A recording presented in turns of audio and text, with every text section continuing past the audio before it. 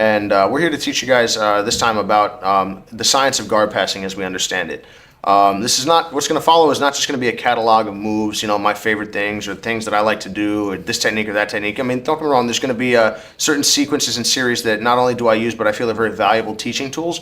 But at the end of the day, what we're hoping to accomplish here is to impart and relay some of the most important principles and ideas that govern all guard passes and strong positioning that I hope that you guys will use to become your own grappler, not a copy of me and not a copy of anyone else. Because if I don't have pressure, guys, what guard passing usually looks like is a bunch of, you know, like Scooby-Doo chase scenes where you're running around in circles and not a whole lot gets accomplished. I need to be able to pin Seth in place. For instance, here we are. I'm going to pressure into Seth's feet. As Seth pushes into me, I can redirect, I can feel movement, and I can pin him into the floor. Now, Seth is moving well in order to adapt to my pressure, but if you'll notice, I'm guiding him into different positions with the way that I'm leaning. This is absolutely critical. If I settle back, it seems like a lot of times like, oh man, I'm hard to sweep. But that's no different than me standing on the other side of the boxing ring from you and going, ha ha ha, you can't hit me. Right now, I am completely ineffective. I'm pulling the hips, and he starts to push at me.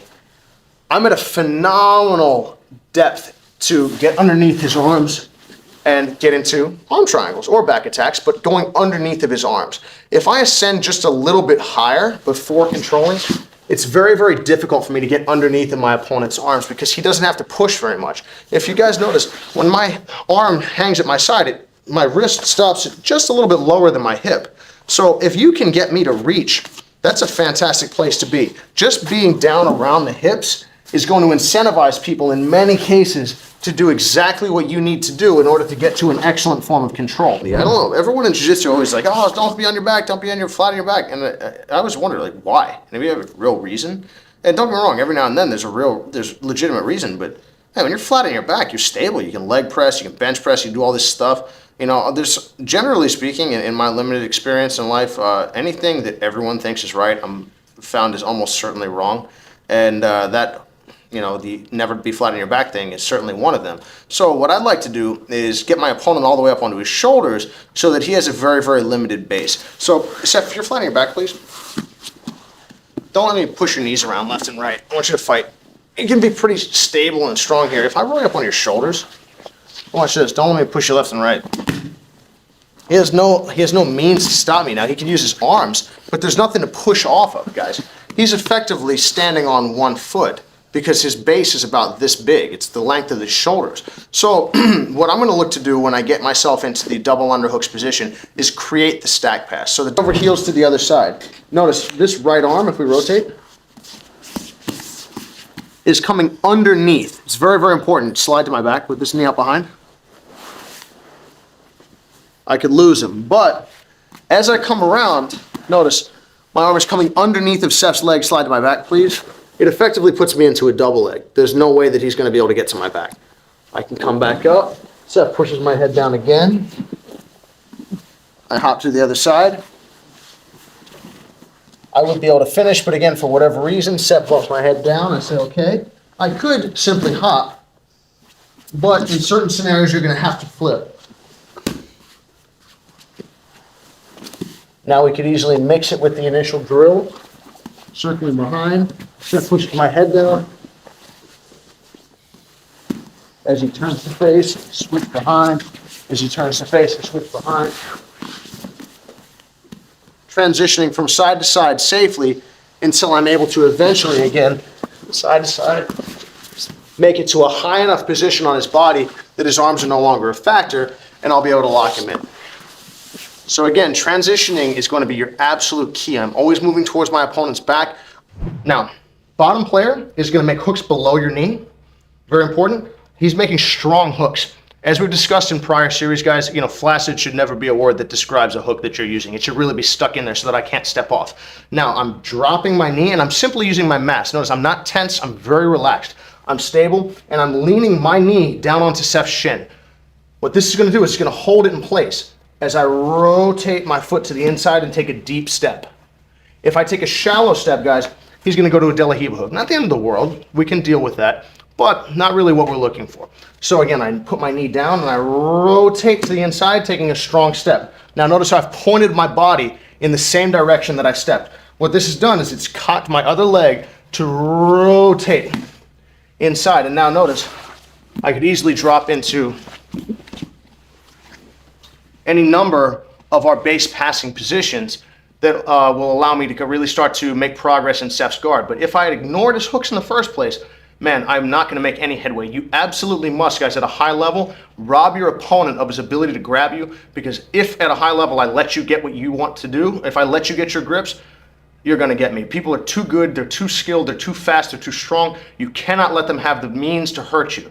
The worst thing I can do is try to yank my arms free, because all I'm doing is accelerating Seth into these positions. You want to see this done beautifully? Watch Cabrina. You know, and just watch people try to yank free and watch them spin underneath and all sorts of different things. I need to maintain my stability, my structure, while attempting to damage my opponents. So what we're going to start with here is recognizing that I can't break both grips at the same time, assuming that Seth has double bicep hooks.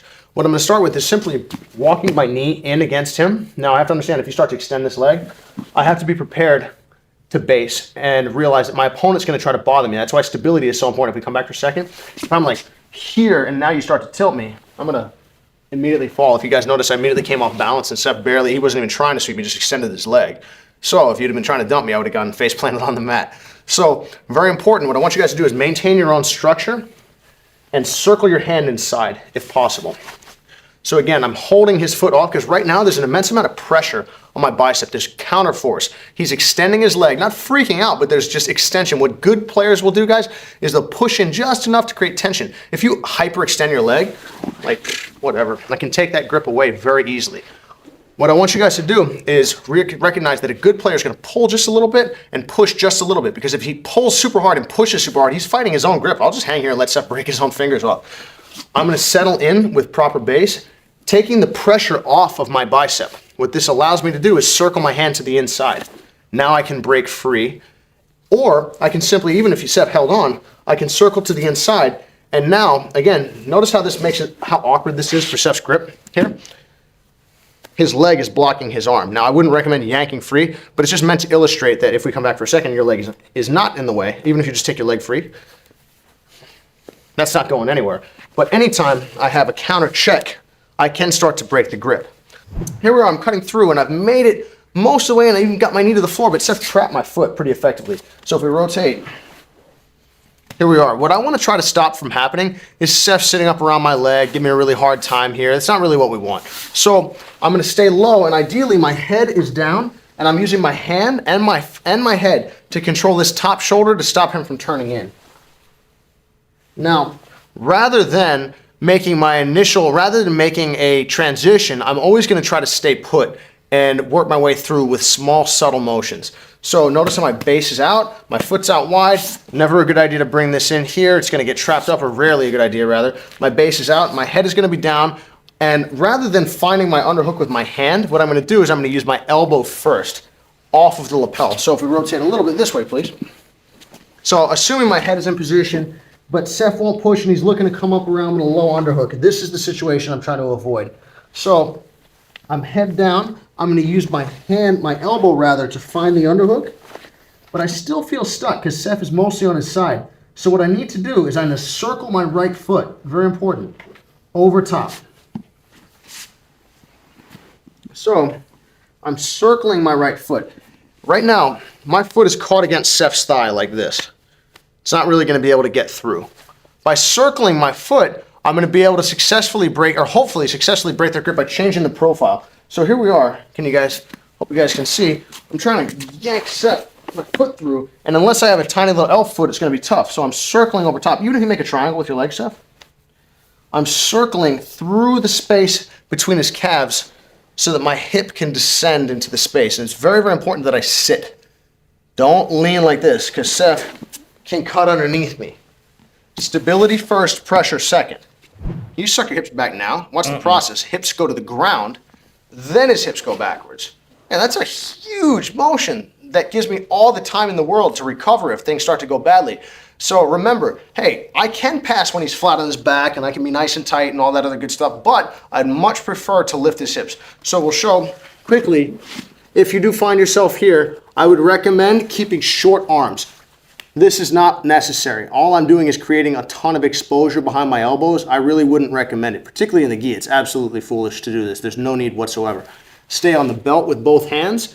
keep your elbows closed. Can you move your hips side to side, please, Seth? Not much. Not really. How about now?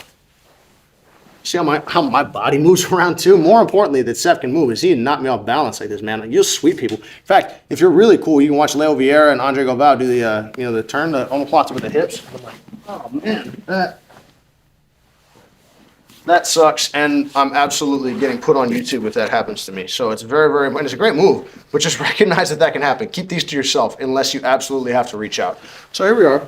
My arms are inside. What I'll do is I'll either A, drive into Seth to bring his weight up onto his shoulders, or B, I'll bring his hips up onto mine, just to give me a little bit, give Seth a little bit less stability.